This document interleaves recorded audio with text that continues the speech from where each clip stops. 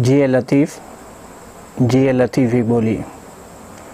दोस्तों जीअं त हिन खां पहिरीं बि असीं सिंध जे अज़ीम ऐं सदा हयात शाइर हज़रत शाह अब्दुल लतीफ़ भिटाई अल रहमत जे रिसाले जे सुरनि मां कुझु सुरनि ते पंहिंजे ख़्यालनि जो इज़हार करे चुका आहियूं।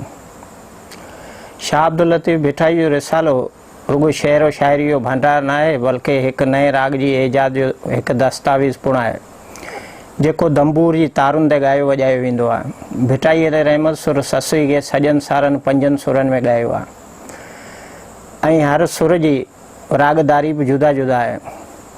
अज असीं ससुई जे पंजनि सुरनि मां सुर कोयारी ते पंहिंजे ख़्यालनि जो इज़हार कंदासीं ऐं पंहिंजे इल्म ऐं ॼाण सारू ऐं वस सारू रोशनी विझण जी भी कोशिश कंदासीं। दोस्तों लफ़्ज़ कोयारी जी माना आहे जाबलू। रागदारी जे लिहाज़ सां ही सुर सिंधी रागमाला जो सुर आहे ऐं देसी किसे ससुई पुनू तां वरतल आहे ऐं जाबलू पठन जे राग तौर मशहूर है। ही सुर जागण सुजाग रहण जी तलकीन करे थो। जी भिटाई अल रहमत जिन फरमायो है त लैलन जागे लिख से कुली नोम कयाई कुमथी पहच करीब के अजलस तो न जुगाए मुट्ठी मेहमानन से वही रात व्याए जीला निंड कयाई त रोज़ रही थी राह में। बेपरवाह थी सुम्ही रहंदड़ के ज़ाहिर है तो साथ छॾे वेंदो ऐं बाक़ी जे ख़बरदार चौकस जाॻंदड़ ऐं होशियार आहिनि तिन खे अहिड़ियुनि ॻाल्हियुनि जी का ॻणती ऐं चिंता कोन्हे।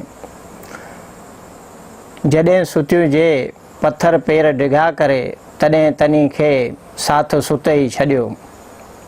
शाह अल रहमत हिन सुर में गफ़लत वारी निंड खे निभागी निशानी सॼो आहे ऐं जेके पेर डिघा करे अहिड़ी गफ़लत वारी निंड कनि था तिन खे भिटाई साहिब जिन निधियो आहे ऐं अहिड़ी निंड खे कमीण नारे कार ऐं कम थो कोठे।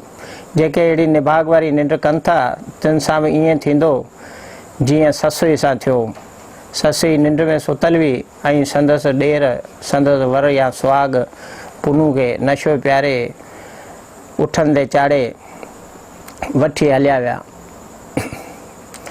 बेहतर ई कम कमीणनि जी सुमन पेर डिघा करे लोचीन छो न लतीफ़ चए हारी लय होतन निंड्रा निभागिन खे ओभाला अचन से पुनू को पुछन जे संझे रहन सुम्ही। हिन सुर में एक पांधेड़े पत्थरनि जबलनि लकनि ऐं टकरनि सां टकर या मुक़ाबलो ॾेखारियल आहे त साड़नि कयल गुफ़्तगू ॻाल्हि ॿोल ऐं गुफ़्तारी गौर अफ़शानी बि कयल आहे। ससुई पहाड़नि जा पंध बि कंदी वञे थी त वरी कोहनि सां ॻाल्हि ॿोल बि कंदी वञे थी ऐं किथे किथे वरी खेनि छिड़बूं दाॿा दड़का ऐं जुठ बि करे थी। केॾी महिल वरी ॾिस त उन्हनि खे पंहिंजा ॾुख सूर दर्द ग़म ईज़ा गूंदर ऐं अज़ाबनि जा पीड़ाउनि जा मुख़्तलिफ़ दास्तान वेठी ॿुधाए। इहे मंज़र ऐं इहा ॻाल्हि ॿोल भिटाई अल रहमत ससुई जे वाता कुझु हिन रीति थो चवाए त डूंगर तूं ॾाढायूं करी मूं तन अंदरि तीअं वहे जीअं वण वढे वाढो ई कर्म जो काढो न त पत्थर घेर पंध करे। हिन बैत में दोस्तों क़िस्मत ऐं तक़दीर जी ॻाल्हि कयल आहे त इहो क़िस्मत में लिखियो हो तॾहिं इहो पंध करिणो पियो, न त जबलनि जा अहिड़ा अड़ांगा पंध ई पेचरा अहिड़नि वाटुनि ते केरु हले। ससुई जबल सां मुखातिब थी चवे थी त तूं सख़्तु पत्थर आहीं, मूं ते पंहिंजी ज़ोरावरी पियो हलाई। मुंहिंजे अंदर जी हालत अहिड़ी थी वई आहे जीअं वाढो काठ वढींदो या चीरींदो आहे। बसि इहे सभु लिखे जा लेख आहिनि जो आउं पहाड़नि जा पंध पई करियां ऐं जबल बि जाॻियां। ससुई जबल सां मुखातिब चवे थी त मुंहिंजे पुनू जो काफ़िलो लंघियो त तो वटां हो, पर तूं उनजो को बि पार पतो ॾस ऐं ओञाण ॾियण लाइ तयार ई कोन आहीं। अञा कालो की त ॻाल्हि आहे जो तो वटां तोॾा उठ मटिया हुआ। शाल मुंहिंजूं दाऊं कुकू रड़ियूं आऊं आवाज़ हकलूं ऐं सॾु सुणी मुंहिंजो ॿारो चो वापसि अचे। बेहताए त ससुई पहाड़नि जा पंध जेके करे थी उते जेका बि उन सां रोइदाद थी आहे उन जी मंज़रकशी हिन बैत में कयल आहे। ऐं ससुई डूंगर खे चवे थी त डूंगर ॾस पिरीअ जो काफ़ न ॾींहं को डूंगर ॾस पिरीअ जो काफ़ न ॾींहं कल कतारिया कालविया के तोॾा तो ई झल सुणी हो त अकल मन बुद्धि बारो चल वरे। या वरी डूंगर डस पिरिन जो काफन ॾिए को कतारिया कालव्या के तोड़ा वटां तो हो त मुंहिंजो हो को साजन ने साथ में। अहिड़नि बेतनि खे कड़े वारा बेत बि चइबो आहे जेके साॻी सिट सां शुरू थींदा आहिनि या विच में किथे बि उहा साॻी सिट जो वर्जा बेत में कयल हूंदो आहे ऐं कंहिंजी माना जी मफ़ो कुझु क़दुरु साॻी बि हूंदी आहे। मज़कूरा बेतनि में जबलनि जा मुख़्तलिफ़ नाला बि कमु आंदल आहिनि ऐं उठनि जा बि तरह तरह जा क़िस्म ऐं नाला जुदा जुदा नमूननि सां निर्वार कयल आहिनि। ससुई सूरनि जी सतायल ऐं दर्दनि जी मारियल जबलनि सां मुख़्तलिफ़ क़िस्मनि जूं ॻाल्हियूं करे पंहिंजे अंदर जो हाल ओरींदी चवे थी त हे जबल पुनू मिलंदो त सभ खां पहिरीं अवल त तुंहिंजी हुन सां शिकायत कंदुसि ऐं दाऊं ॾींदुसि त पथरनि ऐं जबलनि मुंहिंजा पेर चीरे फाड़े वढे फटे ज़ख़्मी करे छॾिया आहिनि ऐं मुंहिंजो को बि ज़रे जो बि ख़्यालु या क़दुरु कोन कयो अथनि ऐं रूह में मूं लाइ को बि रहम कोन पियो अथनि। मूंसां जेकी बि हालत कई अथनि सा समूरी ऐं सरबस्ती ज़रे पुरज़े पुनू खे करे ॿुधाईंदुसि ऐं जेकी थियो तंहिंजो हाल पुनू सां ओरींदुसि। ससुई जी अहिड़ी कैफ़ियत ऐं पहाड़नि सां कयल गुफ़्तगू खे भिटाई अले रहमत कुझु हिन रीति ससुई जे वातां चवाए थो त डूंगर ॾोरा पोइ पहिरीं चवंदुसि पिरीअ खे पैण पैर पिथूं कया तरियूं छिनियूं तो रहम न पियो ई रूह में क़दुरु मुंहिंजो को वाको कंदुसि वो मूंसे जबल थो जाणू करे। जबल सां मुखातिब थी ससुई चवे थी त तोखे त मूं ते ज़रे जो बि रहम कोन आयो। हीउ समूरो सुर ससुई जे सूरनि ऐं दर्दनि जो ओञाण ऐं दास्तान आहे। लफ़्ज़ सूर जूं हिन सुर में ऐं हिन सुर जे दास्ताननि में मुख़्तलिफ़ मानूं बि ॿुधायूं वयूं आहिनि जीअं ॾुख सूर दर्द ईज़ा पीड़ा तकलीफ़ गूंदर ॾुखंदो वग़ैरह वग़ैरह।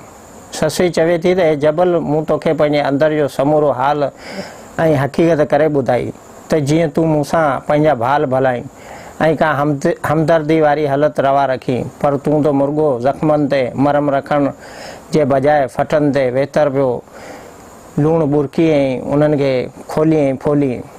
इहा जे ख़बर हुजे हा त तोखे पंहिंजो हाल ई न ॿुधायां ऐं सुणायां। डूंगर ॾुख पए कयमि तोसां ॻाल्हिड़ी डूंगर ॾुख पए कयमि तोसां ॻाल्हिड़ी पाणा ऐं मुठी सूर सुणाए पिरीअ जो। जबल सां हाल ओरींदे चवे थी त हे जबल ॾुखोयलनि खे दम दिलास ऐं दिलदारी ॾिबी आहे ऐं आथत ॾिबी आहे। जेके ॾुखायल हूंदा आहिनि उन्हनि जो ख़्यालु रखियो वेंदो आहे। जिन खां संदन पहिरीं जुदा थी दूरि हलिया वेंदा आहिनि तिन सां ईअं कोन कबो आहे जीअं तो कयो आहे ऐं मुंहिंजा पेर फाड़े ज़ख़्मी करे पिथूं करे चिले चिचरे ऐं ॾुखाए छॾिया अथई। बेताए त डूंगर ॾुखोयनि खे दिलासा ॾिजनि घणो पुछिजे तिन खे जिन वटां हो त वञनि तूं कीअं संदा तिन पाइण पेर ॾुखोईं। ससुई डूंगर ॾोरींदी ऐं पहाड़नि में पंधु कंदी जेके तकलीफ़ूं ॾुख ऐं दर्द ॾिसंदी रहे थी तिन जो ॾोह या इल्ज़ाम ॾेरनि मथे कोन थी आणे। जबलनि में जेकी कुझु ससुई सां वियो वापरियो ऐं थियो ऐं उन वाट ते सफ़र कंदे जेको ससुई रत रुनू तंहिंजो नक्शो भिटाई अले रहमत कुझु हिन तरह थो बयानु करे त कुकियो पुछे कोह हाय हाय करे हथड़ा हणे कुकियो पुछे को हाय हाय कयो हथड़ा हणे सा ॾुखाई न ॾे मथे ते ॾेरनि ॾोह राव रोए रो मुंद ॻोड़नि से ॻच कयो। मतिलबु ससुई जबलनि में रुई रुई एतिरो रुनी जो जबलनि ते उनजे लुड़कनि ऐं अखियुनि जे आब जा छंडा ऐं निशान थी विया ऐं जबलनि खे पुसाए छॾियईं। कहिड़ो न दुखदायक मंज़र आहे।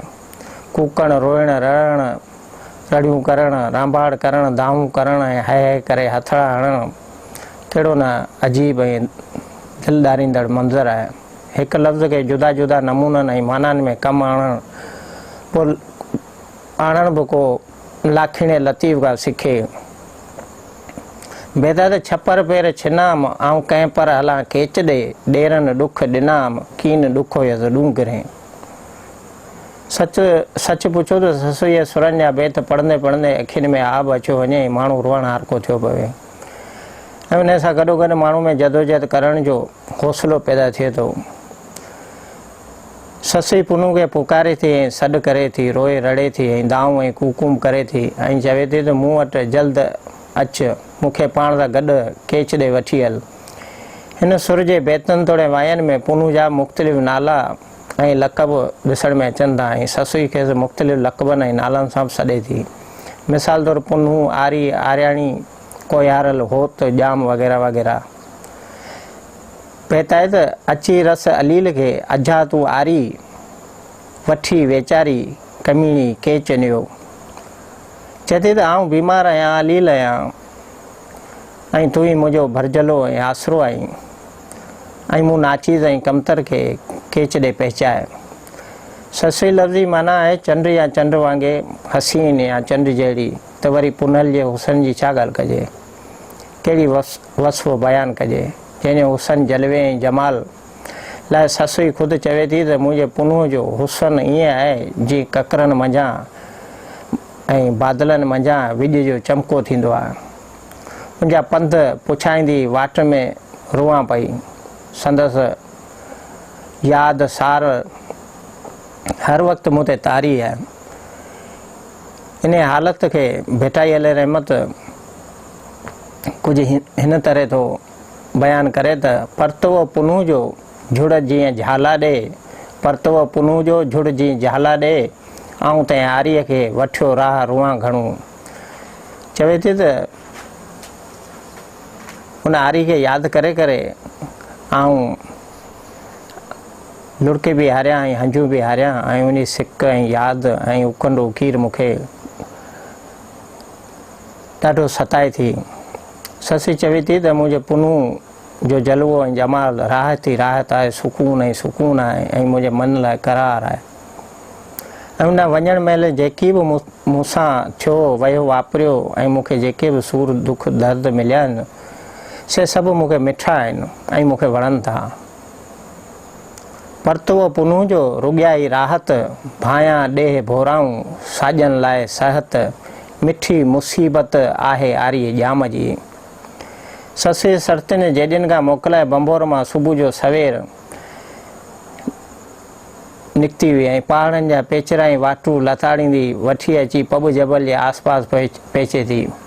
हिन सफ़र दौरान खेसि 2-3 ॾींहं संदा लॻियो वञनि। जबल वटि बि चवे थी त पुनू जो काफ़िलो पब जबल खां बि परभरो ऐं अॻिते निकिरी चुको आहे ऐं का बि निशानी अहिड़ी मौजूदु कोन्हे जंहिं मां पतो लॻाए सघिजे त काफ़िलो किथे हूंदो ऐं हाणे किथे पुॻो हूंदो। ससु चवे थी त मूंखे जेकी जुदाई जो दर्द ॾेई विया आहिनि से न ॼाण त किथे हूंदा। भिटाई साहिब अहिड़ा त वई बेतनि में मंज़र चिटिया आहिनि जो माण्हू दंग रहिजी वञे ऐं ईअं थो महसूसु थिए त ॼण को माण्हू उते बीह जबलनि ऐं पहाड़नि जे विच में इहो समूरो लका ऐं कार पंहिंजी अखियुनि ऐं नज़रुनि सां ॾिसंदो बीठो हुजे। बेटा त ॻाओ न वाओ, मतिलबु को बि आवाज़ कोन्हे, का बि वाही कोन्हे, का बि अहिड़ो भुणको या पड़लाव कोन थो ॿुधण में अचे। ॻाओ न वाओ अदियूं आरीचनि जो लंघे पब परे थिया, छॾे ऋण राओ ॾेई फोड़ाओ विया वेचारी सुपरी। ससु चवे थी त पुनू जेकी नज़रुनि जा जाड़ा बेटा तीर वाया आहिनि से सीने में समाइजी खुपी ऐं पार थी विया आहिनि, से खुपी विया आहिनि ऐं हाणे ॻाल्हि जेका आहे सा गच थी वई आहे ऐं वेदनि हकीमनि ऐं तबीबनि जे इलाज खां ॻाल्हि चढ़ियल आहे। इहो सीने जो सूर या दर्द तॾहिं ई लहंदो या झको ऐं घटि थींदो जॾहिं सॼण पुनू पाण पहुची पंहिंजे हथनि सां शफ़ा ॾींदो। सुञातम सही मूंखे जिनी मारियो, पुनू पेकान पछंडिया ॿिलण थिया ॿई, वेजनो वई थी वहीणे सॼणे। मतिलबु उहे हाणे अहिड़ा अची दर्द थिया आहिनि, अहिड़ा सूर आहिनि, मूंखे अहिड़ो अची सतायो आहे ऐं तीर जेके खुपी विया आहिनि सीने में उन्हनि जो इलाज दर्दनि जो इलाज हाणे हकीमनि खां बि मुश्किल थिए। इहो इलाज तॾहिं मुमकिन आहे जॾहिं पुनू पाण अची शफ़ा जा हथ घुमाए। जीअं जीअं काढ़ो पियो थिए ऐं पथरीली ज़मीन तपे पई ऐं सिज जो ताउ ऐं तपिश करे गर्मी पई वधे, तीअं तीअं सॼण जी सिक सार वेतर वधी रही आहे। ततल जबल ऐं ॾींहं जी उस गर्मी बाहि लहस ऐं ज़मीन सॼी टामणी लॻी पई आहे। करे ससुई पघर में शल थी पुसी वई आहे ऐं एतिरी त भिॼी वई आहे जीअं वसंदड़ मींहं में माण्हू सॼो पुसी ऐं भिॼी ऐं आलो थी वेंदो आहे। पघर में त ॿुॾी वई आहे, पर चवे थी त मुंहिंजो केच वारनि सां जेको कुर्ब या नातो सबंध आहे सो शल न छिॼे। जीअं जीअं तपे ॾींहं तीअं तीअं सॼण सारियां पघर साई परकी जंहिं पर वसे मींहं। छालम छिॼे नींहं कमीणी जो केच ॾे। ऐं राति जे मंज़र जी अकासी वरी कुझु हिन रीति कयल आहे त जीअं जीअं भिॼे राति तीअं तीअं साॼन सारियां, जीअं जीअं भिॼे राति तीअं तीअं साॼन सारियां। मूंखे मुंहुं पिरीं जी तन में तलब तात, ॿारो चाणी ज़ात भेनर बुखी आहियां। ससु अंदर जो अंदर में पई रोए कड़े खामे रड़े रोए ऐं वाट ते अहिड़ो को बि पई पांधीअड़ो या वाटड़ू ऐं का बि पार नज़र कोन थी अचे जंहिंसां हू पंहिंजी हक़ीक़त ऐं अंदर जो हाल ओरे सघे ऐं इहो ॿुधाए सघे त साणस कहिड़ी विधन ऐं कहिड़ो मसइलो दरपेश आहे। कंहिं पर रुआं पिरीअ खे पुछण न आहे पचार, कंहिं पर रुआं पिरीअ खे पुछण न आहे पचार। अंदर थी आहूं करियां खाणी मंझि खुमार, गिरीअ जी गुफ़्तार ॿी भत ॿारो चन में। ससु जल्दी तपंदी कड़ंदी पंधु कंदी कंदी अची हिकु अहिड़े हंध ते बीहे थी जितां हिकु रस्तो कोन थो ॾिसण में अचे, पर 20 रस्ता पेचरा ऐं वाटूं थियूं नज़र अचनि। इहो मंज़र ॾिसी ससु हैरान थी पवे थी ऐं सोचे थी त हाणे हितां त 20 रस्ता आहिनि, हाणे कहिड़ी ख़बर पए त पुनू जो काफ़िलो जेको ॾेर पुनू खे उठ ते चाढ़े वठी विया उहे कहिड़े रस्ते तां विया हूंदा ऐं कहिड़ो रस्तो पेचरो ऐं वाट वठी विया हूंदा। हाणे आउं कहिड़ी वाट वठां। चवे थी त हाकूं हाड़े संदियूं मूं अॻई थे सुयूं, केचां ओरे केतिरियूं माज़ूरी मुयूं, वाटूं 20 थियूं को ॼाणा कंहिं विया। माना 20 रस्ता आहिनि, हाणे ख़बर ई कोन थी पए त पुनू खे कहिड़े रस्ते तां वठी विया आहिनि। दोस्तो हीउ सुर्प ॿियनि सुरनि वांगुरु मुख़्तलिफ़ दास्ताननि में विरछल आहे ऐं हर दास्तान में मुख़्तलिफ़ बैत ऐं वायूं ॾिनल आहिनि, जिन में ससुई जा सूर दर्द ऐं पहाड़नि ऐं जबलनि जा पेचरा जेके ससुई लताड़े थी उन्हनि जो ख़ूब ज़िक्र अस्कार कयल आहे। हीउ सुर्प मुख़्तलिफ़ उनवाननि सां ऐं तमसीली रंग में रंगियल आहे। दोस्तो आख़िर में भिटाई साहिब जे हिन दुआ या बैत ते था ॻाल्हि ॿोल खे ख़तमु करियूं त मंज़िल दूर मन तनहा रण में न का राह, मंज़िल दूर मन तनहा रण में न का राह, जबल जोराणा घणूं डूंगर ॾुखिया ॾाह, वेचारी जी वररे विंदर काने वाह, होताणी हमरा अची रस अली लिखे। दोस्तो इहो सुर कोयारी जंहिं ते अॼु गुफ़्तगू कईसीं, पंहिंजी सम्झ सारू रोशनी विधीसीं ऐं वरी बि नओं सुर या उनवान खणी तव्हांजे अॻियां अची हाज़िर थिबो। तेसि ताईं इजाज़त ॾियो। यार ज़िंदा सोबत बाक़ी जिए लतीफ़।